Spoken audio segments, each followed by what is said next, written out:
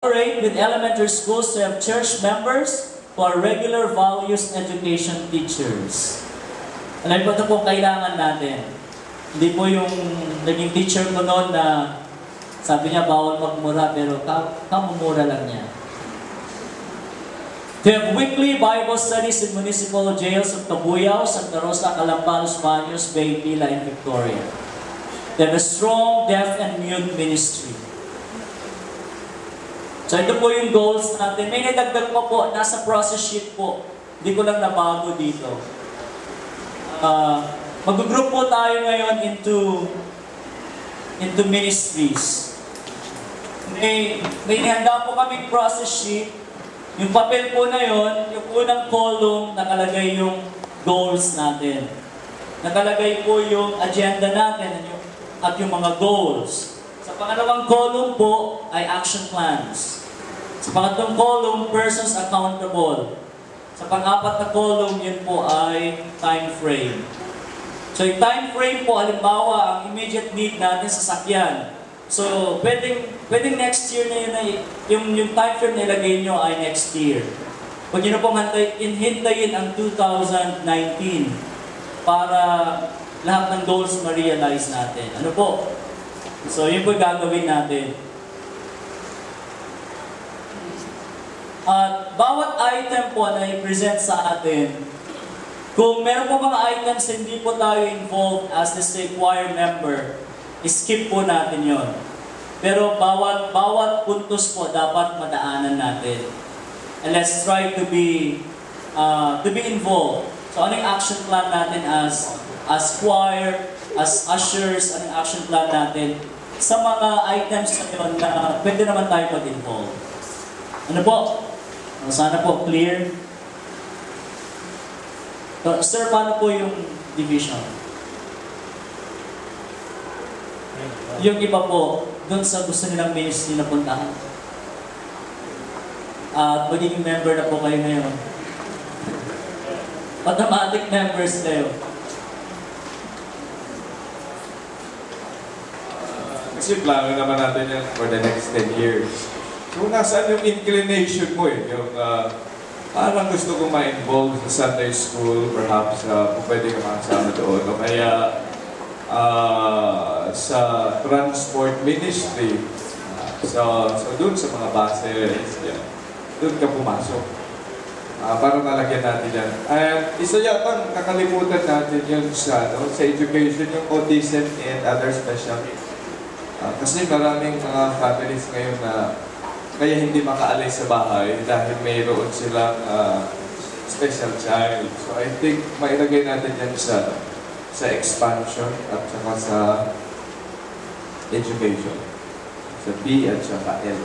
Landmark of expansion. So, doon po tayo and then, meron namang mga facilitator na tayo sa bawat group. C. Okay, sino po sa C? Yung kanina nag-meeting kanina. Sino po yung C? Number 1. Champion for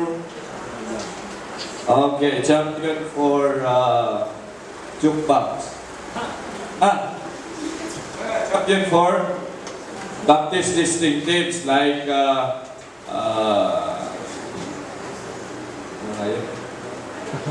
Bible bookstore. Okay, may mga yun. Yung natin ng plano natin, dapat may prayer tower tayo, yung mga prayer warriors natin. Kanina yung development ng pastor, gusto niyang ma-develop. At so, ilagay ng schedule, kailan siya pupunta, sino ang entourage, sino ang kasama. Tapos kumain din tayo sa La Frog. Siya La Frog, $10,000 ang gagastusin sa isang dinner. Ang bihira talaga yan. Anyway, so yun yung part na yun. So sino po yung sa group na yun? Sino yung naka-assign kanina sa facilitator natin? Wala ba? Sige, mag-assign na lang tayo ngayon, facilitator. Brother Alvin, pwede ka ba doon? Okay, so yung part na yun, i-ano nyo, pagkatapos ni dapat secretary, mag-assign na lang kayo. And then, so group na yan, ay doon kayo sa high school. Okay? Sa high school, yung C.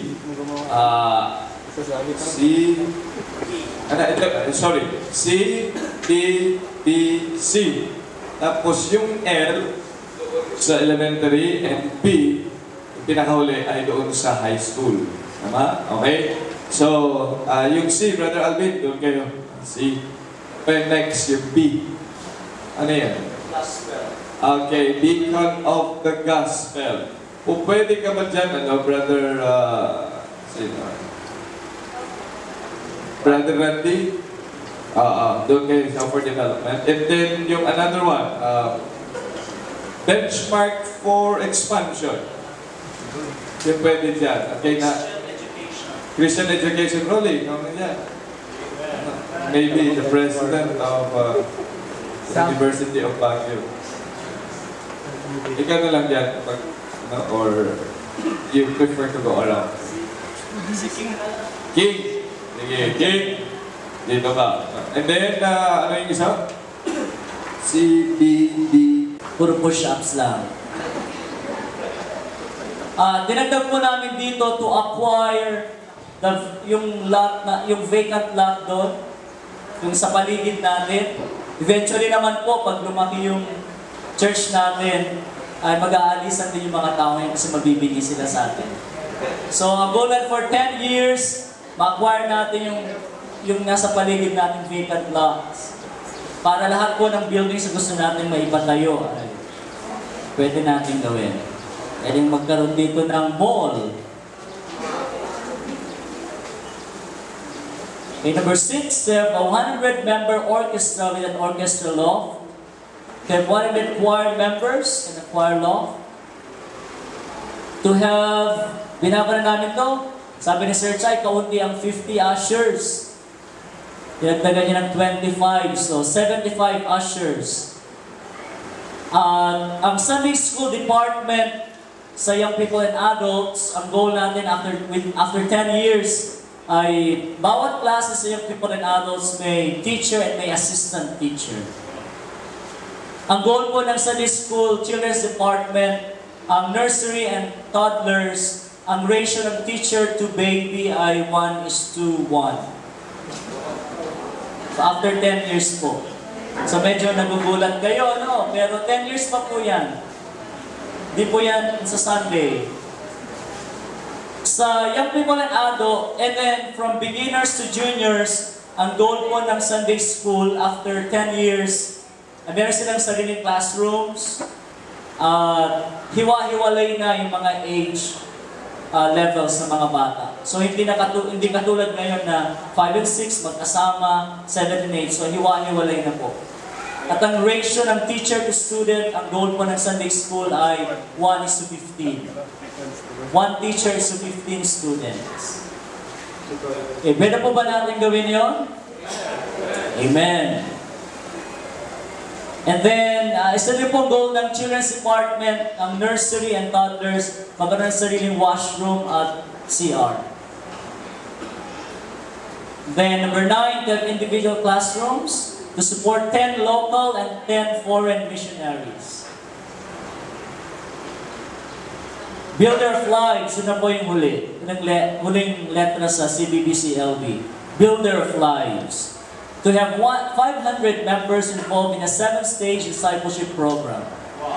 To promote 500 disciples and make them involved, may di po yan, in the work of the ministry. To have 10 regular Bible studies per area weekly, sabi ni Sir Chai, kaunti ito. Binago namin ito, ginawa namin 50 regular Bible studies per area per week. To have 50 full-time workers, meron pong subtitle ito, Screened Full-Time Workers. Sinabi lang po nila sa akin yun. To have a special ministry for the aged and orphans. To have weekly MRP in every school and every office in Los Baños.